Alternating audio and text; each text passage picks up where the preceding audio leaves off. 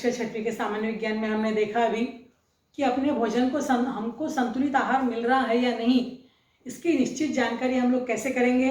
अभी मैंने जो दिखाया था खाद्य पिरामिड, आपको संतुलित आहार का पिरामिड, उसमें हम जो कुछ भी खाते हैं उनको समूह में विभाजित किया गया है ना। देखा आपने कि प्रत्येक समूह में खाद्य पदार्थ कितनी मात्रा में समाविष्ट होना चाहिए, उसके अनुसार वो पिरामिड हमने देखा था।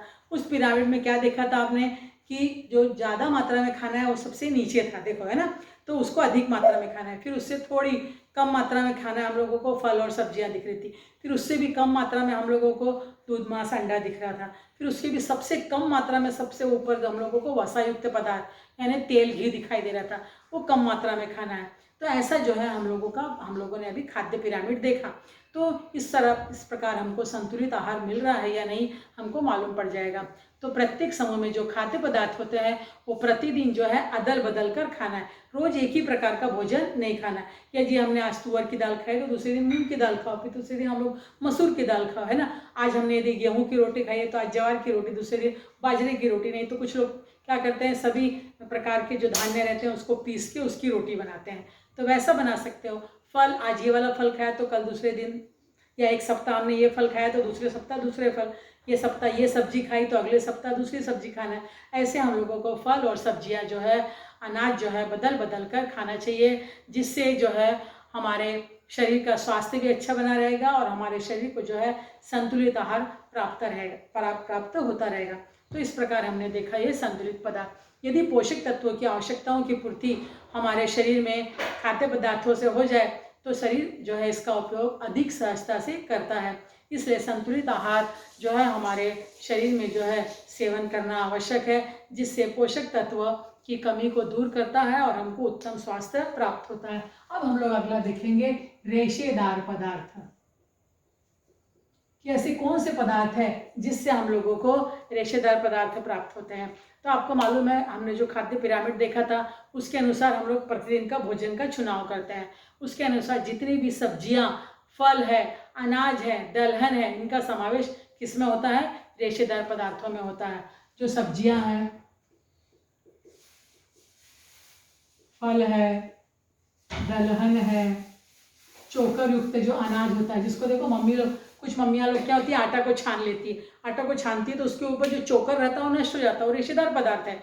फलों सब्जियों में देखो, आप संतरा खाते हो, संतरा खाते तो देखो संतरा का रस चूसने के बाद देखो उसमें मुंह में कुच्चा बचा रहता है, वो कुच्चा क्या है, रेशेदार पदार्थ है।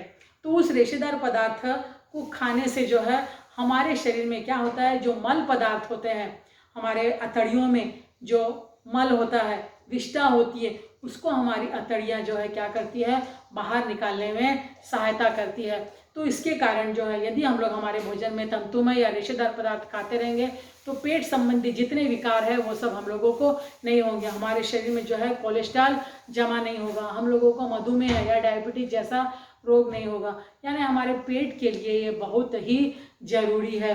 तो इसके कारण जो है, इसलिए हमारे भोजन में हम लोगों को रेशेदार पदार्थों का समावेश करना ही चाहिए। यदि आहार में पर्याप्त मात्रा में रेशेदार पदार्थ नहीं होंगे तो क्या परेशानी हो सकती है, हमारा मल जो है वो शरीर से बाहर निकलेगा नहीं। इसलिए फल और सब्जियां जरूर खाना चाहिए। देखो जिस दिन हम लोग हरी सब्जी खाते हैं, पालक और मेथी वगैरह खाते हैं, उस दिन देखो मल पदार्थ अच्छी तरह से बाहर निकल जाता है। तो हमारे आहार में जो है रेशेदार पदार्थ निकल न जाए, इसके लिए हम लोग क्या सावधानी रखेंगे, हम लोग जो है उसको बारीक बारीक चबाकर उसका रस चूस कर जो है हम लोगों को खाना है, ताकि उसका रस हमारे शरीर में रक्त का निर्माण करे और जो उसका जो अनुपयोगी पदार्थ है, कुच्चा जो है, वो मल पदार्थ को हमारी अतड़ियों से बाहर निकालने में सहायता करे।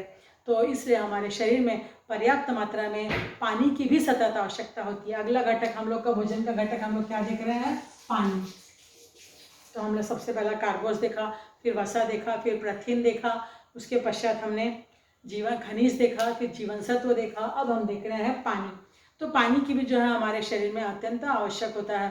तो ये पानी जो है हम लोग किससे प्राप्त करते रहते हैं, या तो जो दूध पीते हैं, छाछ मट्ठा पीते हैं, नींबू का रस पीते हैं, शरबत पीते हैं, फलों का रस पीते हैं, तो इन सब से साथ ही साथ दिन भर में जो भरपूर पानी से हम लोगों को पानी हमारे शरीर को प्राप्त होता रहता है, इसलिए हम लोगों को पानी भी पीने की जो एक पद्धत होती है। कुछ लोग जो होते हैं खाने के बीच बीच में पानी पीते रहते हैं, एक घास खाना खाया एक पानी पी, खाना खाया पानी पिए, नहीं, ऐसा कभी नहीं करना चाहिए। खाने के बीच में पानी तो कभी पीना ही नहीं चाहिए।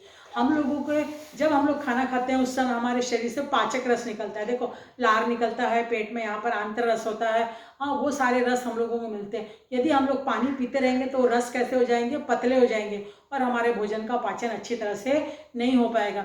इसलिए खाना खाते समय पानी नहीं पीना। हाँ थोड़ा सा मिर्ची वगैरह लग गई तो थोड़ा एक घूंट पानी पी सकते हो, लेकिन पानी ज़्यादा नहीं पीना। फिर खाने के बाद भी पानी नहीं पीना है। कुछ लोगों को आदत होती है लोटा पर गट गट गट गट गट गट खाना खाने के बाद पानी पी लेते हैं, नहीं, खाना खाने की भी आधे पौन घंटे पश्चात, 1 घंटे पश्चात जो है पानी पीना चाहिए। जब हम लोग को एकदम खूब प्यास लगती है उस समय पानी पीना चाहिए।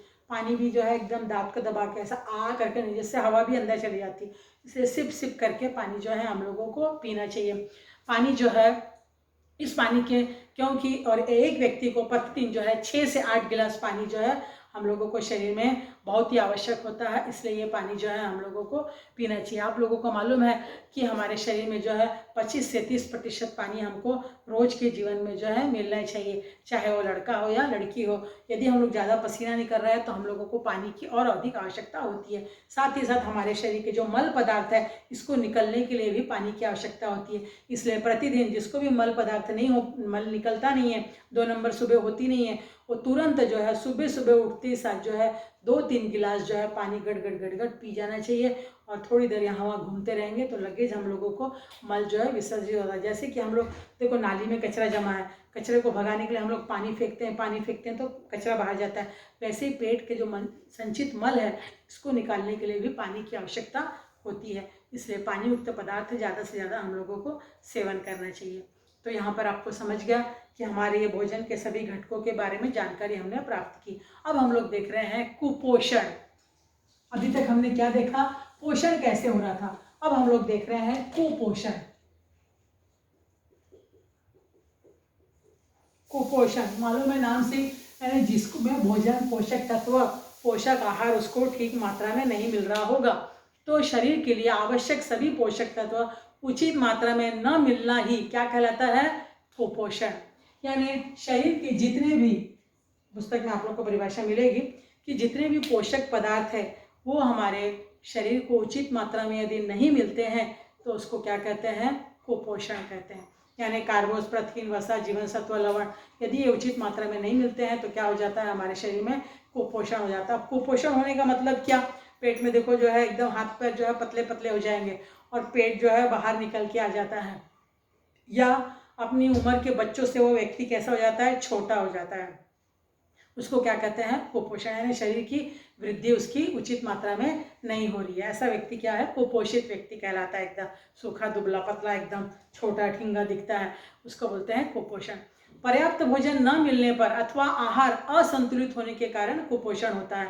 आवश्यकता से अधिक आहार मिलने पर भी क्या हो जाता है, अति पोषण होता है। किसी किसी को ज़्यादा ही मिलता है तो वो और फूल के मोटाता जाता है, उसको क्या कहते हैं, अति पोषण, है ना, मोटापा हो जाता है। तो कभी कभी क्या होता है, न मिलने के कारण कुपोषण होता है, ज़्यादा मिलने के कारण अति पोषण हो जाता है। इसलिए जैसे कि जो कुछ लोग होते हैं वड़ा पाव जंक फूड ज़्यादा खाते हैं, इनके शरीर की जो है क्या होता है, अति पोषण हो जाता है और वो मोटे ताजे हो जाते हैं एकदम।